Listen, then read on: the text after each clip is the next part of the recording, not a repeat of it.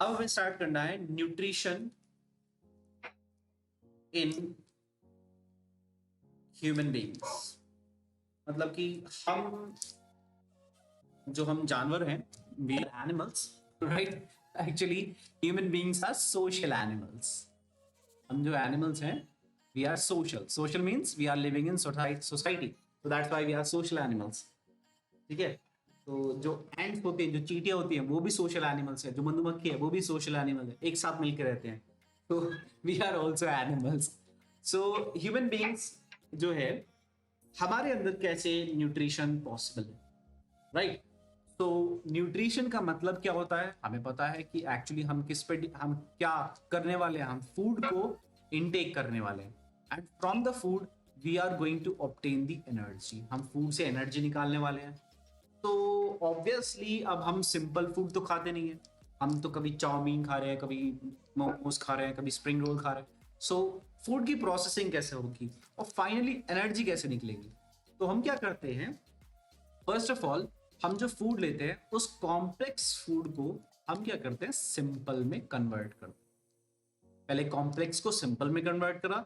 जब वो सिंपल और एब्जॉर्बेबल फॉर्म्स में कन्वर्ट हुआ, सिंपल प्लस एब्जॉर्बेबल फॉर्म, मतलब कि ऐसी फॉर्म जो एब्जॉर्ब हो सके। और पता लगा उसको ऐसी फॉर्म में हमने तोड़ दिया जिसमें वो हमारी बॉडी एब्जॉर्ब भी नहीं कर सकती, तो फिर ऐसे कॉम्प्लेक्स टू सिंपल कन्वर्ट करने में कोई फायदा नहीं है, राइट? तो एब्जॉर्बेबल फॉर्म में हमने कन्वर्ट करा, सिंपल और एब्जॉर्बेबल फॉर्म। ये जब सिंपल और एब्जॉर्बेबल फॉर्म में हमने कन्वर्ट कर दिया, इसको हमारी बॉडी जो है वो एब्जॉर्ब कर लेती है, और फाइनली इट इज पोर्ड, यानी कि डाल दिया जाता है ब्लड। ब्लड में से जो ग्लूकोज, प्रोटीन, जो भी चीज गई, वो कौन पिकअप कर लेगा? Different body parts. Different body parts या टिश्यूज या ऑर्गन्स, सेल्स, सब के सब अपनी जरूरत के अकॉर्डिंग उसको पिकअप कर लेंगे। और अगर एक्स्ट्रा होगा तो ऑब्वियसली वो फैट लिवर में ग्लाइकोजन की जैसे स्टोर हो जाए। ठीक है, ओके। बट न्यूट्रिशन के लिए इंपॉर्टेंट थिंग इज, न्यूट्रिशन के लिए हमारे पास क्या है? Alimentary. So what is alimentary canal? देखो समझते हैं, एलिमेंट्री कैनाल क्या होती है। Alimentary canal it's kind of a pipeline. ठीक है, हमने क्या करा, एक पाइपलाइन बनाई इस तरीके से, और इस पाइपलाइन में यहां से हम क्या करते हैं, इनलेट। दैट मीन्स उस प्रोसेस को हम बोलते हैं इंजेशन। इंजेशन, और इंजेशन हमेशा कहां से होता है? By mouth. और यहां this end is called as anus, and here the process of removal of the undigested food, मतलब कि हमने क्या रिमूव करा है? अनडाइजेस्टेड फूड को जब रिमूव करता है कोई भी animal, that is called egestion. Okay, that's called egestion. So यहां पे दो टर्म्स हमने पढ़े, इंजेशन और इजेशन। ध्यान देने वाली बात यह है, ये एक्सक्रीशन नहीं है। क्यों नहीं है एक्सक्रीशन? एक्सक्रीशन में हम क्या करते हैं, रिमूवल ऑफ नाइट्रोजनस वेस्ट। यहां पे नाइट्रोजनस वेस्ट रिलीज नहीं हो रहा, ये जो है अनडाइजेस्टेड और जो अब बेकार का जो फूड मटेरियल है उसको बॉडी क्या करती है, रिमूव करती है। So that is not basically an excretory product. So इसको हम इजेशन बोलते हैं, ना कि excretion. Okay, so sir excretion और इजेशन दोनों एनएस से ही होंगे? नहीं, एक्सक्रीशन परफॉर्म होता है किडनी के थ्रू। एक्सक्रीशन जो है वो किडनी के थ्रू होता है, और किडनी क्या करती है? किडनी बनाती है यूरिन। ठीक है, किडनी बनाती है यूरिन, जो कि जाता है यूरिनरी ब्लैडर में, और फाइनली यूरेथ्रा के थ्रू जो यूरिन है वो बाहर हो जाता है, मतलब कि as through the toilet. That's basically the excretory part. ठीक है, लेकिन जो ये एलिमेंट्री कैनाल है, ये रिमूव करता है अनडाइजेस्टेड फूड प्रोडक्ट। तो this is the alimentary canal. ठीक है, अब ये जो एलिमेंट्री कैनाल है, ये एलिमेंट्री कैनाल काफी बार मॉडिफाई हो जाती है। मॉडिफाई मतलब अपने आप को चेंज करती है। तो इसका कुछ पार्ट तो माउथ बनाता है, कुछ पार्ट बनाता है फूड पाइप, जिसको हम ईसोफेगस बोल देते हैं, फिर कुछ पार्ट स्टमक बना देता है, फिर कुछ पार्ट इंटेस्टाइन बना देगा, फिर small intestine, large intestine, rectum, anus. So different different parts of the alimentary canal वो अलग अलग होते हैं और हर एक पार्ट की अपनी स्पेशलिटी होती है। फॉर एग्जाम्पल स्टमक की बात करें, स्टमक में केवल और केवल प्रोटीन्स का डाइजेशन होता है। स्टमक में केवल और केवल प्रोटीन्स का डाइजेशन हो रहा है, किसी और चीज का डाइजेशन नहीं होता स्टमक में। ओके, और अगर हम माउथ की बात करें तो माउथ में केवल और केवल कार्बोहाइड्रेट का डाइजेशन होता है, प्रोटीन का या फैट का नहीं होता। ओके, सो अलग अलग पोर्शंस के अलग अलग बेनिफिट्स होते हैं। ओके, अब बात करते हैं एलिमेंट्री कैनाल की। जब हम बात कर ही रहे हैं तो उसके पार्ट्स वाइज अगर हम बात करेंगे तो वो ज़्यादा इफेक्टिव होगा। ठीक है, तो सबसे पहला पार्ट अब हम जो पढ़ने वाले हैं दैट इज द माउथ। हाँ जी बेटा। सर आपने पहली क्लास में बताया था कि अर्थवर्म और ह्यूमंस में दोनों में ही एलिमेंट्री कैनाल प्रेजेंट होती है। बिल्कुल। तो सर अर्थवर्म में भी सेम एलिमेंट्री कैनाल होगी इसी टाइप की जैसे ह्यूमंस में? नहीं नहीं, ये डिपेंड करेगा ऑर्गेनिज्म की कॉम्प्लेक्सिटी और ऑर्गेनिज्म की नीड के ऊपर। अगर ऑर्गेनिज्म की कॉम्प्लेक्सिटी ज्यादा है, जैसे कि ह्यूमंस की कॉम्प्लेक्सिटी ज्यादा होती है, ह्यूमन ज्यादा कॉम्प्लेक्स है as compare to the earthworm, तो ऑब्वियसली हमारी एलिमेंट्री कैनाल मोर डेवलप्ड होगी और हमारी एलिमेंट्री कैनाल के अलग अलग different different parts different different चीजों को प्रोसेस कर सकते हैं। बट अर्थवर्म इतना ज्यादा कॉम्प्लेक्स नहीं है। एलिमेंट्री कैनाल तो है, चलो ठीक है, लेकिन कॉम्प्लेक्स फूड को वो प्रोसेस नहीं कर सकता। ठीक है, कॉम्प्लेक्स फूड को प्रोसेस नहीं कर सकता। और अर्थवर्म खाता क्या है? अर्थवर्म डेड और डीकेइंग पार्ट जो चीजें होती है ना, ऐसा नहीं है कि डेड और डीकेइंग का मतलब ये है कि वो सीधे सीधे डेड बॉडी पे चढ़ जाएगा, नहीं। डेड और डीकेइंग पार्ट्स जो प्रेजेंट होते हैं वो भी लीफ वगैरह या इवन कोई एनिमल भी अगर मर जाए तो उसके डेड और डीकेइंग जो मिट्टी में होते हैं छोटे छोटे पार्ट्स, उनको कंज्यूम कर सकता है वो, केवल और केवल उसको। ठीक है, तो प्लांट्स की ज्यादातर प्लांट्स के होते हैं वो, तो ज्यादातर प्लांट्स के जो डेड और डिकेइंग पार्ट्स हैं मिट्टी में, तो वो क्या करता है अपने माउथ में मिट्टी ही डालता है।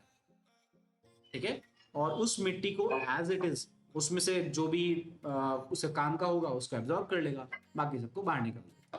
ओके, सर अर्थवर्म सैप्रोफिटिक है ना? नहीं, अर्थवर्म दरअसल होता है डेट्रीवोरस। डेट्रीवोरस का मतलब है जो सड़े गले हुए, मतलब सैप्रोफाइट तो फीड करते हैं डेड और डिकेइंग पे। डेट्रीवोरस मैं टर्म लिख देता हूं।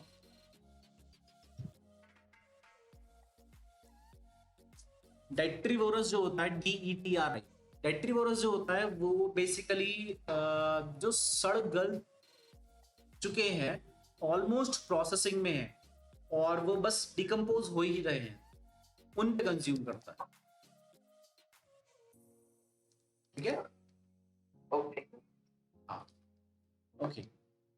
अब हम पढ़ते हैं different parts of alimentary canal. Human elementary canal के कितने कितने पार्ट्स हैं। सो पार्ट, कौन चैप्टर? ये चल रहा है life process, different parts of alimentary canal. और बेटा अक्षराठी थोड़ा पहले आ जाया करो 7 बजे। Yes sir. हाँ, और दीपांशु कहाँ है? पता नहीं, बता रहे? वाओ, ये बुखार हो रहा था शायद उसे। बुखार हो रहा है? हाँ, परसों परसों बता रहा था कि बुखार हो रहा है। अच्छा, हाँ चलो कोई बात नहीं, अगर बुखार हो रहा है तो तब तो कोई बात नहीं, चलो ठीक है। अब पढ़ना है parts of the alimentary canal. Parts of the alimentary क्या चीज बेटा? ये कौन सा पार्ट है मतलब? ये लाइफ प्रोसेस पार्ट पढ़ रहे हैं हम। ठीक है, लाइफ प्रोसेस में जो न्यूट्रिशन वाला जो पोर्शन था ये वो वाला पार्ट है। लाइफ प्रोसेस में दोबारा से स्टार्ट करा था। ठीक है, तो पार्ट पहला था शायद। हाँ, न्यूट्रिशन पहला ही है, हम प्लांट कवर कर चुके हैं, हम ह्यूमन कवर कर रहे हैं। यस। ओके, तो पार्ट्स आज पढ़ लेते हैं, पार्ट्स को स्टार्ट हम कल करेंगे क्योंकि जो पार्ट्स हैं उसकी डिटेल, हर एक पार्ट की डिटेल कंटिन्यूएशन में होनी चाहिए और इतना टाइम रहेगा नहीं, ठीक है। तो पार्ट्स कवर कर ले। तो पार्ट ऑफ एलिमेंट्री कैनाल, बेटा माइक म्यूट कर लो, okay.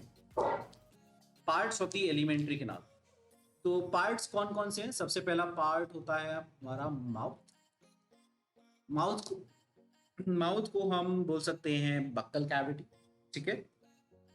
Buccal cavity, oral cavity बोल सकते हैं। तो उसके बाद आता है फेरिंक्स। माउथ एक्चुअली में लीड, माउथ तो एक ओपनिंग हो गई, ठीक है। और उस ओपनिंग, वो ओपनिंग मतलब जो माउथ है वो किस में ओपन होती है? बक्कल कैविटी में, ठीक है। तो एक्चुअली में हम यहाँ पर बक्कल कैविटी लिख सकते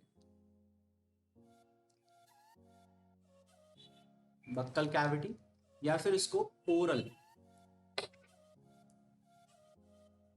कैविटी भी बोल सकते हैं। तीसरी जो चीज है दैट इज द फेरिंक्स। और चौथा पार्ट है फेरिंक्स के बाद आता है, बिल्कुल, oesophagus, that is called the food pipe. उसके बाद आता है स्टमक। और सिक्स्थ पार्ट आता है स्मॉल इंटेस्टाइन, बिल्कुल, स्मॉल इंटेस्टाइन। सेवेंथ आता है लार्ज इंटेस्टाइन। और एट्थ आता है rectum. And finally there ninth part, ठीक है, इस तरीके से। और जो स्मॉल इंटेस्टाइन है वो 3 पार्ट्स में डिवाइडेड है, ठीक है। डियोडेनम, जेजुनम, इलियम। इलम नहीं, इलियम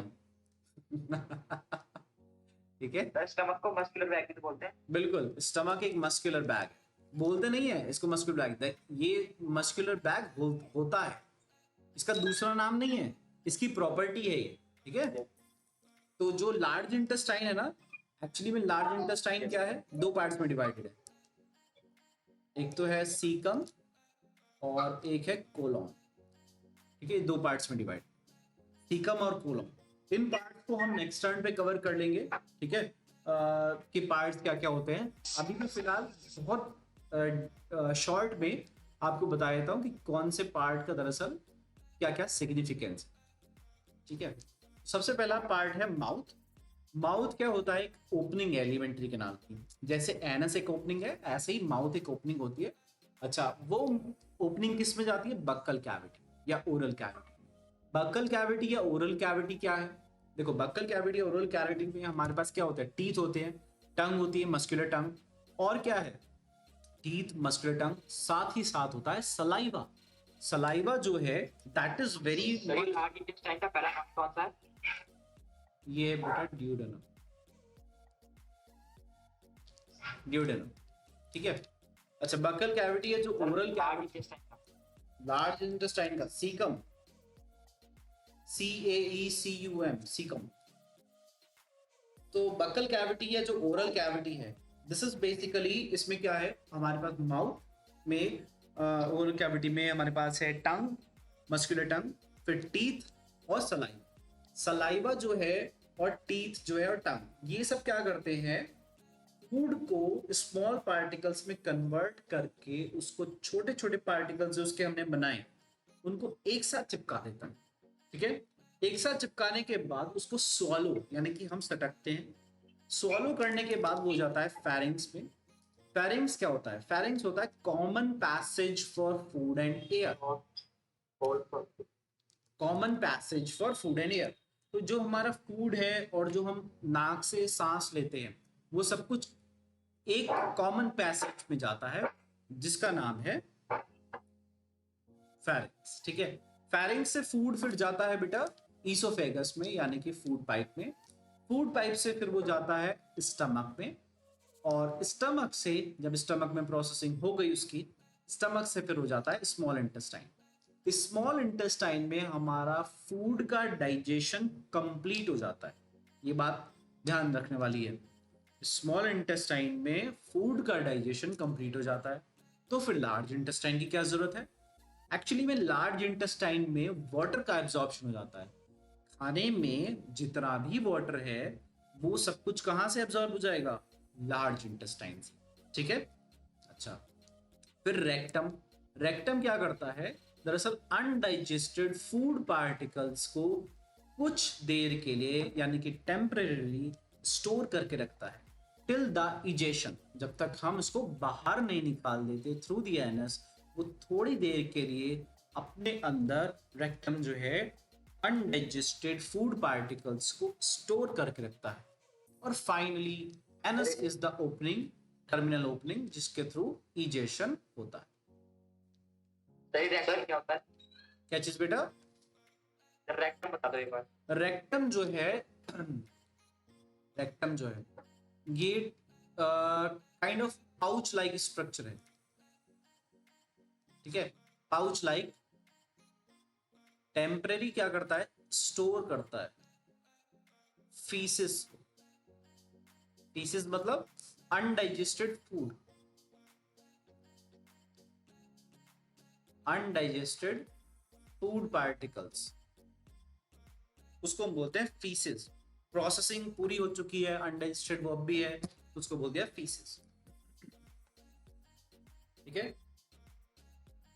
सर, हाँ जी। सर एनस स्टोर कर सकता है वेस्ट अनडाइजेस्टेड फूड देखो, को? एनस और माउथ जो होता है that is basically opening. Sir anus को बाहर निकलता है ना? हाँ, ये ओपनिंग है, ये दोनों की दोनों ओपनिंग है, ये स्टोर नहीं करता। ठीक है, ये ओपनिंग है। Okay sir. ठीक है, ये दोनों तो ओपनिंग्स है। और रेक्टम क्या होता है? पाउच लाइक स्ट्रक्चर जो कि फीसेस या बबल्स या अनडाइजेस्टेड फूड जिसको बोलते हैं उन सबको स्टोर करके रखे। ठीक है।